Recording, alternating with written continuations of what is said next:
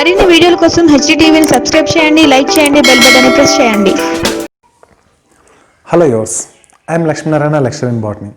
ఈరోజు మనం చదువుకుంటున్నాం హోమియోపతి వైద్యం గురించి మనం చదువుకుంటున్నాం. ఈ యొక్క హోమియోపతి అన్నది పాశ్చాత్య వైద్య శాస్త్రంలోకించి ఒక శాఖగా ఇది అభివృద్ధి చెందడం అనేది జరిగింది. దీనిలో చాలా చౌకగా లభించేటటువంటి ఔషధాలను, విషరహితమైనటువంటి ఔషధాలను చాలా సూక్ష్మ మోతాదులో ఇచ్చి వ్యాధిని నయం చేస్తారు.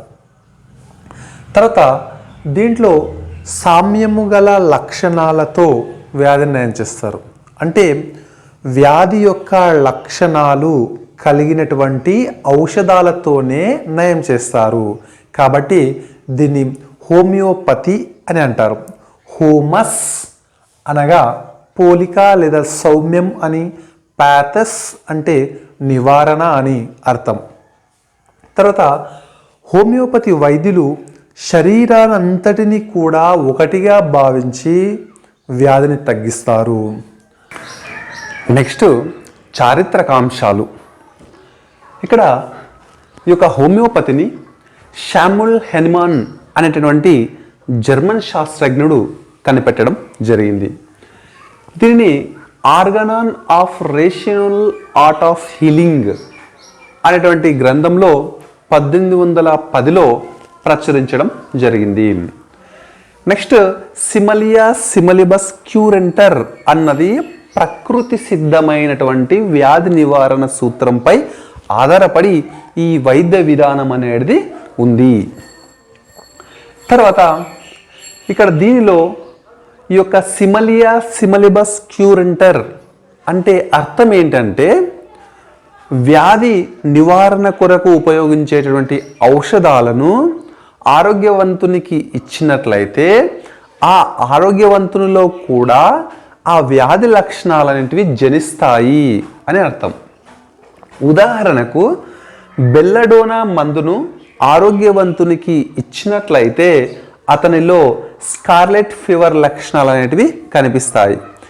ఈ లక్షణాలు ఏవైతే ఉన్నాయో ఆ లక్షణాలు నిజమైనటువంటి వ్యాధిగ్రస్త లక్షణాలకు చాలా దగ్గర సంబంధాన్ని కలిగి ఉంటాయి.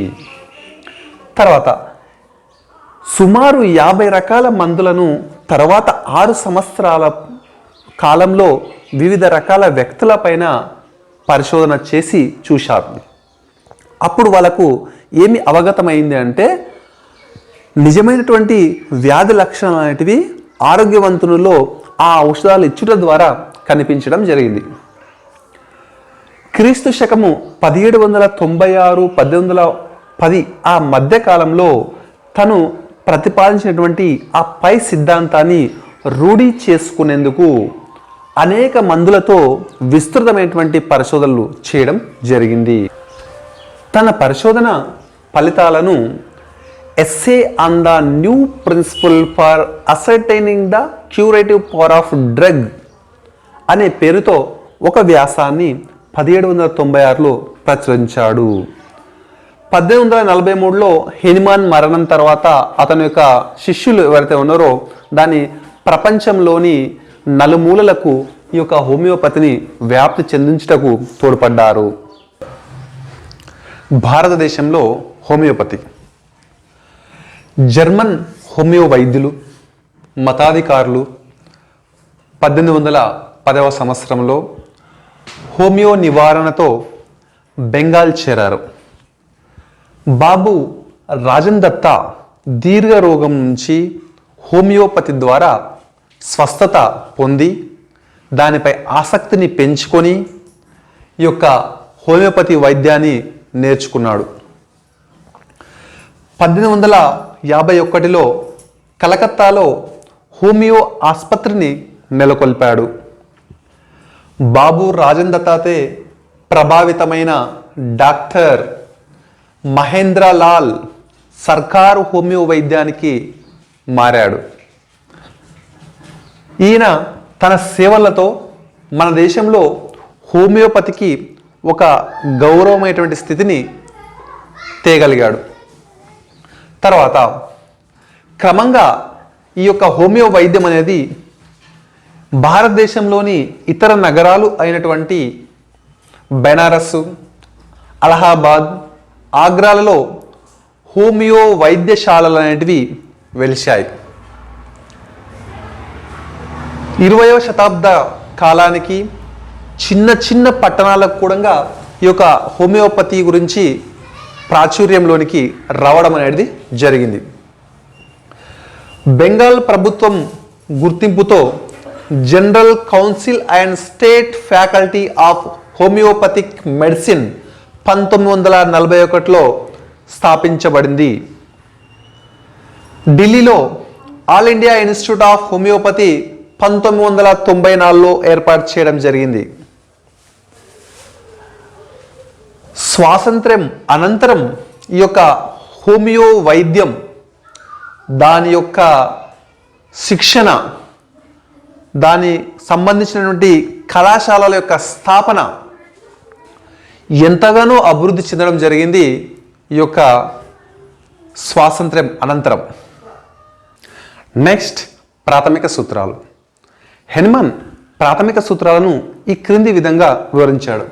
అవి ఒకటి సామ్య సిద్ధాంతము, వ్యాధి నివారణ దిశ సిద్ధాంతము, ఏక నివారణ సిద్ధాంతము, కనీస మోతాదు సిద్ధాంతం. ఫస్ట్, సామ్య సిద్ధాంతము.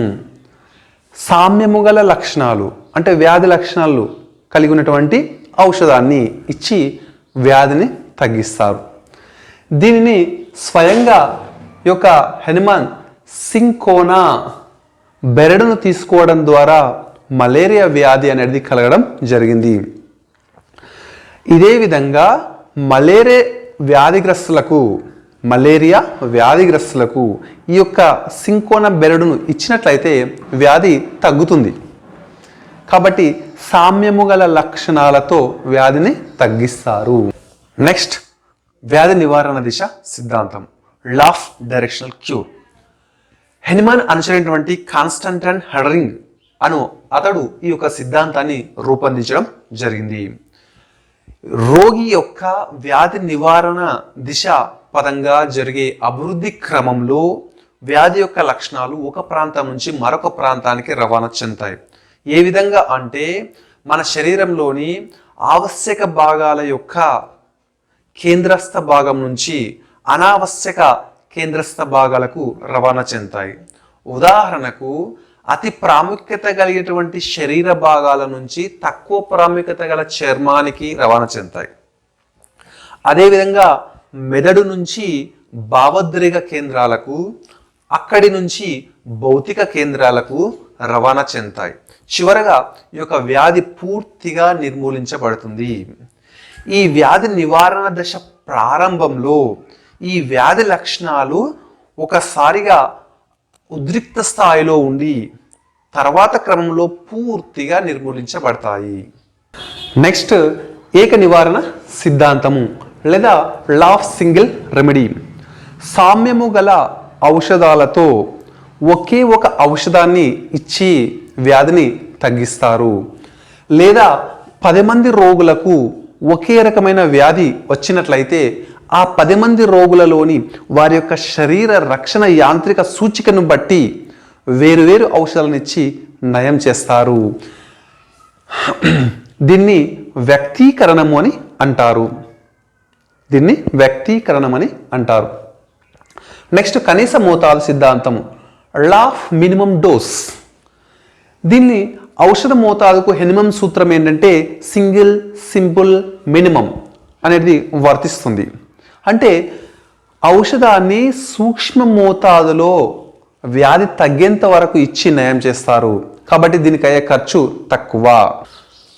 నెక్స్ట్, వ్యాధి నివారణ చికిత్సా విధానం. వ్యాధి నివారణ పద్ధతిలో హోమియో వైద్య విధానానికి ఇతర వైద్య విధానానికి వ్యత్యాసం ఉంటుంది. ఏంటంటే ఇతర వైద్య విధానాల్లో రోగిని వ్యాధి పేరుతో పిలుస్తారు, కానీ ఈ యొక్క హోమియోపతిలో ఔషధం పేరుతో పిలుస్తారు. తర్వాత వైద్యుడు రోగి యొక్క రక్షణ యాంత్రికాన్ని పూర్తిగా పరిశీలించిన తర్వాత ఔషధాలు ఇచ్చి వ్యాధిని తగ్గిస్తాడు. హోమియోలో వ్యాధి పరంగా ప్రత్యేకమైనటువంటి మందులు లేవు, కానీ ఆ రోగి యొక్క రక్షణ యాంత్రిక ప్రతిచర్యల పరంగా మాత్రమే ఔషధాలు అనేటివి ఉంటాయి. తర్వాత ఉదాహరణకు 10 మంది క్షయరోగులకు వేరు ఔషధాలను ఇచ్చి నయం చేయవచ్చు.